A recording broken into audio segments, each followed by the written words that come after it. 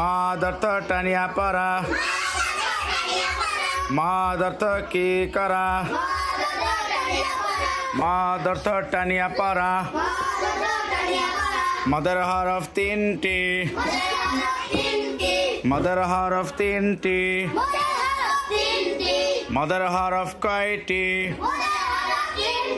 জবরের বাম পাশে খালি আলিফ মদের হরফ,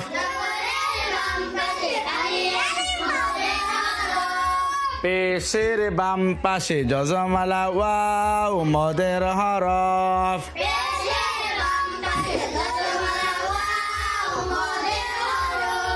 জেরের বাম পাশে যজমালা ইয়া মদের হরফ,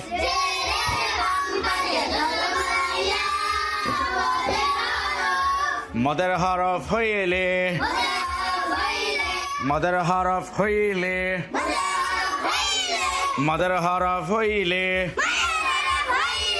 ডান দিকের হরকতকে এক আলিফ টানিয়া পড়িতে হয়।